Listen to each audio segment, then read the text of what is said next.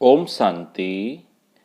आज 24 सितंबर 2021 की मुरली में बाबा ने कहा, मीठे बच्चे, तुम यहाँ श्री कृष्ण जैसा प्रिंस बनने की पढ़ाई पढ़ते हो। तुम्हें पढ़ाने वाला स्वयं भगवान है।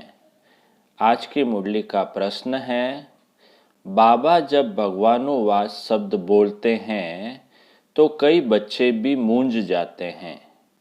क्यों? उत्तर है, क्योंकि भगवान जो गुप्त है वह समझते हैं शायद इस दादा ने भगवानुवाच बोला है, परंतु निराकार भगवान को बोलने के लिए जरूर मुख चाहिए ना। बाबा कहते ये वंडरफुल समझने की बात है कि मैं कैसे इनमें प्रवेश कर तुम्हें पढ़ाता हूँ। अब सुनते हैं आज की मुरली विस्तार से। ओम शांति। भगवानुवाच भगवान क्या कहते हैं? यह भगवानुवाच किसने कहा? देखने में तो कोई आता नहीं। मनुष्य को भगवान नहीं कहा जाता। कोई समझेंगे कि बोलने वाले ही कहते हैं भगवानुवाच, लेकिन निराकार भगवान बोल रहे हैं। ये सिर्फ तुम ही जानते हो। ये कौन बैठा है, भगवान कहाँ है, यह नई बात है ना, इसलिए मनुष्य मूंझ जाते हैं। लेकिन भगवानुवाच है जरूर। कहते हैं कि मैं बच्चों को राजयोग सिखा रहा हूँ। नर से नारायण अथवा कृष्ण, नारी को लक्ष्मी अथवा राधे बनाने के लिए योग और ज्ञान सिखाता हूँ। इनसे और क्या चाहिए? तुमको हम राजाओं का राजा, प्रिंस का प्रिंस बनाता हूँ। प्रिंस प्रिंसेस भी तो मंदिर में जाते होंगे ना। विकारी प्रिंस, निर्विकारी प्रिंस श्री कृष्ण को नमन करते हैं, तो मैं तुमको प्रिंस का भी प्रिंस बनाता हूँ। श्री कृष्ण जैसे स्वर्ग का प्रिंस बना नॉलेज पढ़ने से ही तो बनेंगे ना। डॉक्टर व बैरिस्टर कहेंगे ना स्टूडेंट को कि मैं तुमको डॉक्टर व बैरिस्टर बनाता हूँ, परंतु पढ़ेंगे तब तो बनेंगे, बिना पढ़े तो नहीं बन सकते हैं ना।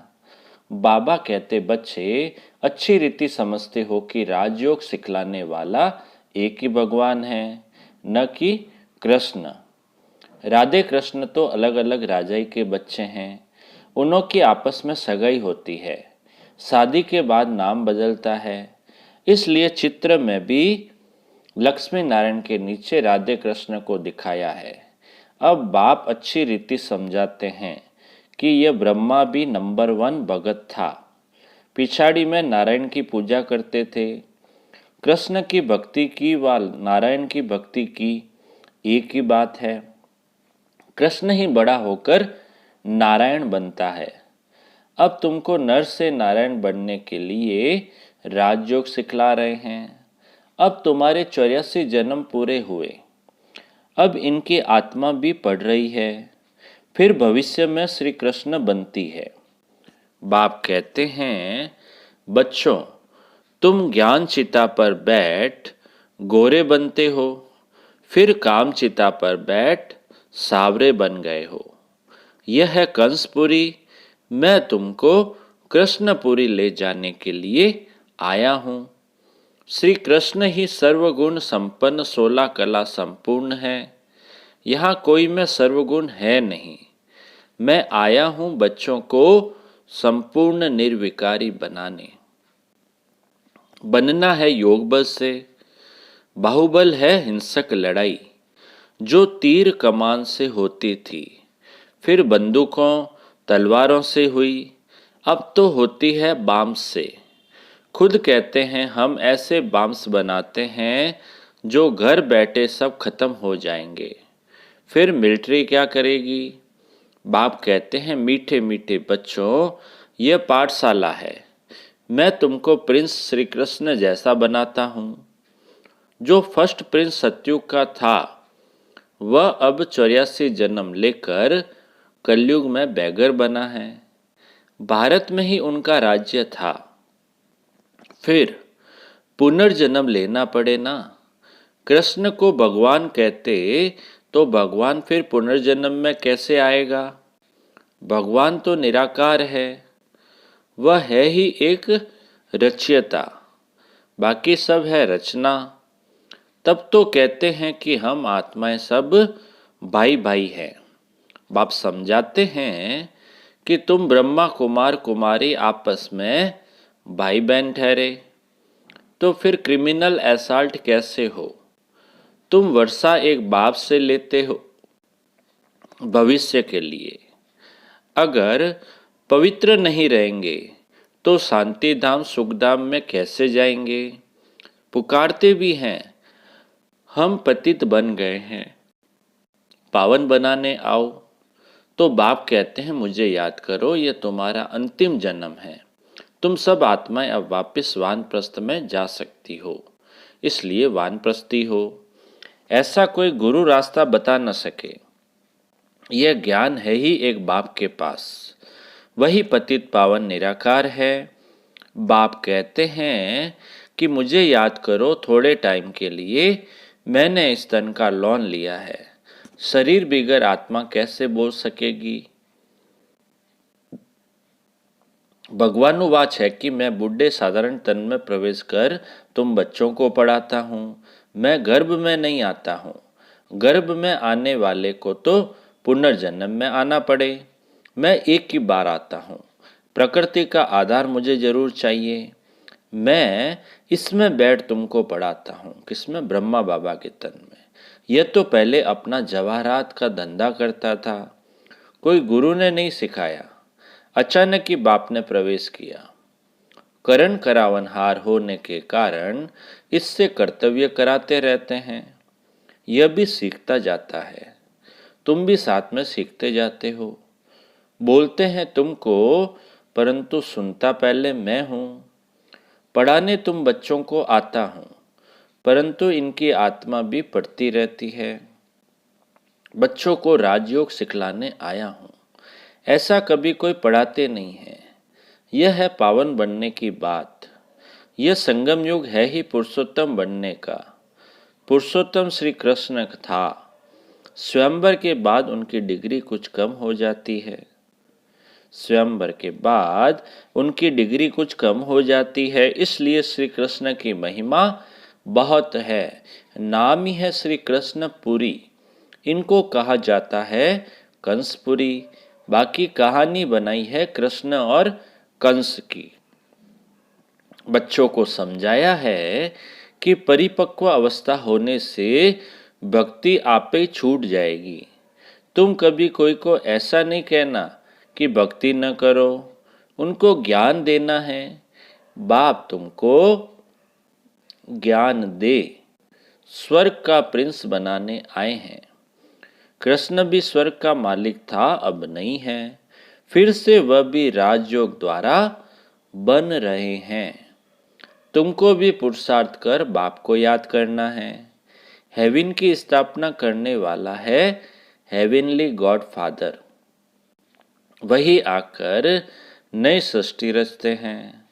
वह करेगा तब जब कलयुग पूरा होगा।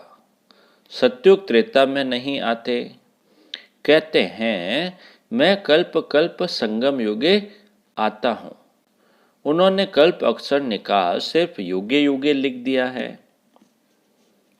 तो भी 4 युग है, 5वां है ये संगम युग। 4 युग है और 5वां कौन सा है? ये संगम युग। अच्छा, फिर तो 5 अवतार मानो। परंतु इतने कच्छ मच्छ परशुराम अवतार होते हैं क्या? ये सभी है शास्त्रों की बातें। धर्म का नाम और भारत का नाम ही बदली कर दिया है। हिंदू धर्म और हिंदुस्तान कह देते हैं। भारत नाम क्यों बदलना चाहिए? यदा यदा ही धर्मस्य भारत, उसमें भी भारत का अक्षर आता है। बाप समझाते हैं कि तुमने कोई एक जन्म थोड़ी भक्ति की है, द्वापर से की है। भक्ति भी पहले अव्यभिचारी थी, सिर्फ शिव की भक्ति करते थे। जिस शिव बाबा ने ही भारत को स्वर्ग बनाया था और अब फिर स्वर्ग का मालिक बनाने आए हैं। तो पति शरीर में बैठ बताते हैं कि मैं आता ही हूँ पति शरीर में, पतित दुनिया में, पतितों को पावन बनाने। भक्ति मार्ग में तो फिर भी मेरे लिए बड़ा भारी मंदिर बनाते हैं। कितनी क्लियर बात है। इनमें बाबा की प्रवेशता हुई और गीता आदि पढ़ना छोड़ दिया। भक्ति छूट गई, अनायास ही तो छोड़ा। तुमको कोई ने कहा नहीं कि भक्ति नहीं करो। अब तुम बच्चों को बाबा समझाते हैं कि फिर से मैं तुमको कृष्णपुरी का मालिक बनाने। भाई बाबा ने कहा क्या किसी को कि भक्ति नहीं करो? तो बाबा कहते हैं अब तुम बच्चों को बाबा समझाते हैं कि फिर से मैं तुमको कृष्णपुरी का मालिक बनाता हूँ। कृष्ण की फिर 8 डिनाइस्टी चलती है। पहले कहेंगे प्रिंस ऑफ सत्युग, फिर बनता है किंग ऑफ सत्युग। 8 पीढ़ी उनकी चलती है। उस समय तो दूसरी राजाई होती नहीं। अब बाबा कहते हैं तुम बच्चे भी सत्युग के प्रिंस बनो। भक्ति में कोई सुख नहीं है, ज्ञान से तुम स्वर्ग के मालिक बनते हो। कोई का बाप मर जाता है तो उनसे पूछा जाए तुम्हारा बाप कहाँ गया? कहेंगे स्वर्गवासी हुआ। समझते हैं आत्मा और शरीर दोनों गए, लेकिन शरीर तो यहीं छोड़ गए, बाकी गई आत्मा। इसका मतलब पहले नर्क में था, आत्मा शरीर छोड़ स्वर्ग में गई, फिर इसमें रोने की क्या दरकार है? स्वर्ग अब यहाँ है क्या? परंतु समझते नहीं हैं। कह देते सब ईश्वर का हुक्म है, सुख दुख सब ईश्वर देता है, सब ईश्वर के रूप हैं। परंतु बाप कहते हैं कि मैं बच्चों को दुख कैसे दे सकता हूँ? बाप से बच्चे कब दुख मांगते हैं क्या? बाप तो बच्चों को लायक बनाकर प्रॉपर्टी दे जाते हैं, बाकी दुख तो हर एक को कर्मों के अनुसार ही मिलता है। बाप कहते हैं कि अभी बच्चे आदि कुछ नहीं मांगो, अभी ये प्रॉपर्टी आदि सब खत्म होने वाली है, फिर तुम्हारे बच्चों को क्या मिलेगा? इतना समय ही नहीं है जो तुम्हारी प्रॉपर्टी का बच्चा मालिक बन सके। बच्चा बड़ा हो तब तो मालिक बने, परंतु इतना टाइम ही नहीं है। विनाश सामने खड़ा है।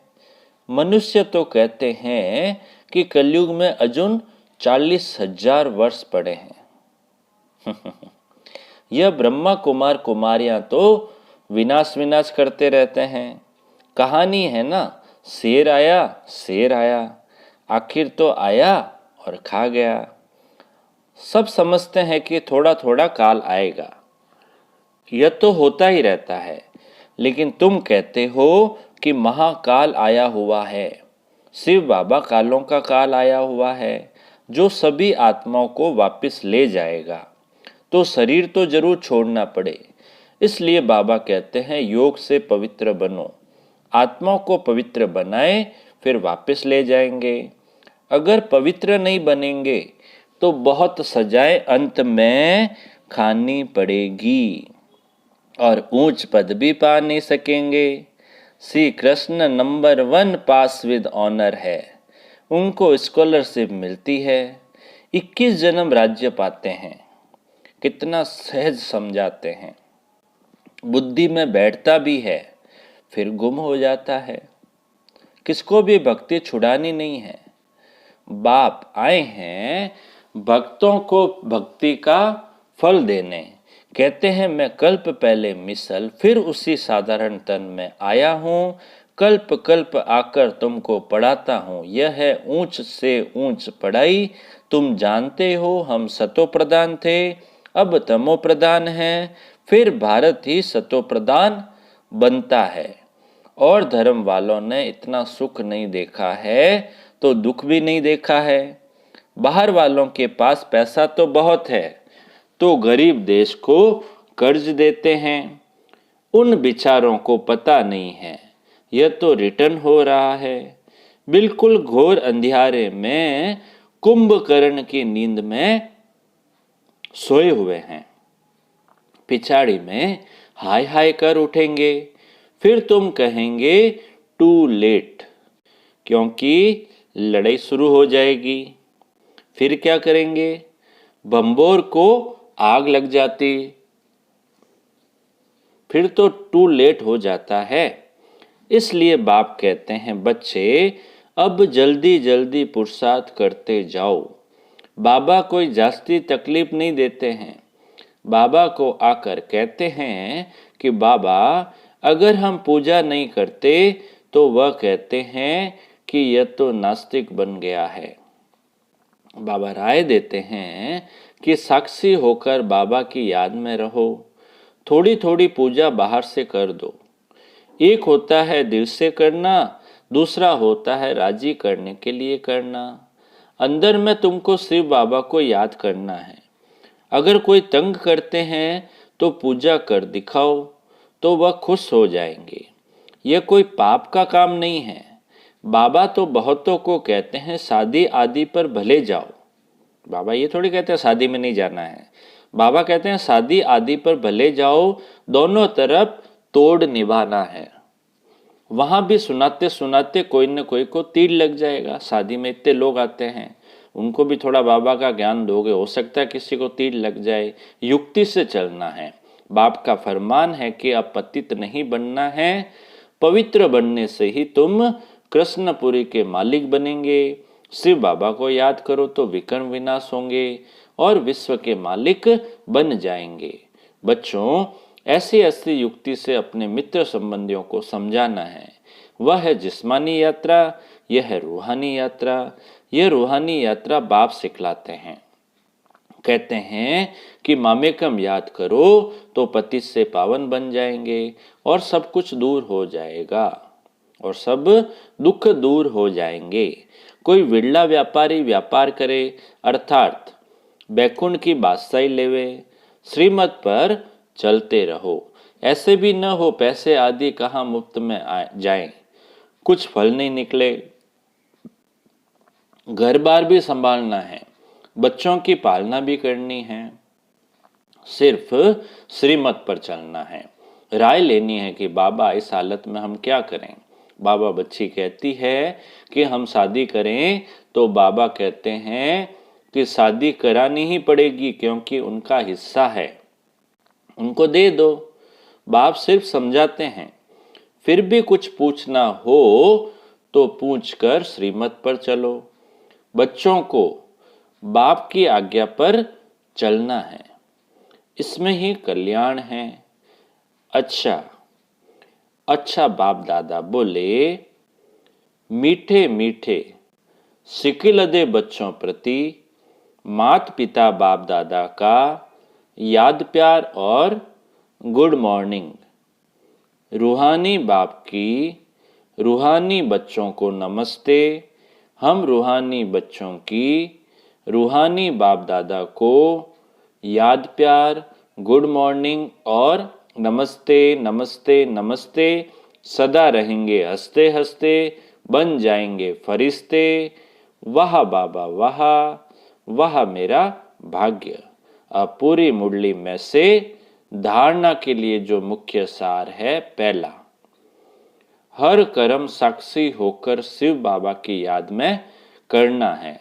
लौकिक अलौकिक दोनों तरफ तोड़ निभाना है। लौकिक से युक्ति युक्त चलना है। दूसरा पॉइंट है धारणा का, इस समय अंतिम जन्म में भी यह वानप्रस्थ अवस्था है, वापस घर जाना है, इसलिए पावन जरूर बनना है। कोई भी बंधन नहीं बनाने हैं। अब मीठे बाबा का मीठा मधुर वरदान है, पुराने संस्कारों व विघ्नों से मुक्ति प्राप्त करने वाले सदा शक्ति संपन्न भव। पुराने संस्कारों व विघ्नों से मुक्ति प्राप्त करने वाले सदा शक्ति संपन्न भव। विस्तार है, किसी भी प्रकार के विघ्नों से कमजोरियों से या पुराने संस्कारों से मुक्ति चाहते हो तो शक्ति धारण करो, अर्थात अलंकारी रूप होकर रहो। जो अलंकारों से सदा सजे सजाए रहते हैं वह भविष्य में विष्णुवंशी बनते हैं, लेकिन अभी वैष्णव बन जाते हैं। उन्हें कोई भी तमोगुणी संकल्प व संस्कार टच नहीं कर सकता। वे पुरानी दुनिया अथवा दुनिया की कोई भी वस्तु और व्यक्तियों से सहज ही किनारा कर लेते हैं। उन्हें कारणे अकारणे भी कोई टच नहीं कर सकता। स्लोगन: हर समय हर कर्म में बैलेंस रखना ही सर्व की ब्लेसिंग प्राप्त करने का साधन है। हर समय हर कर्म में बैलेंस रखना ही सर्व की ब्लेसिंग प्राप्त करने का साधन है। अच्छा, ओम शांति।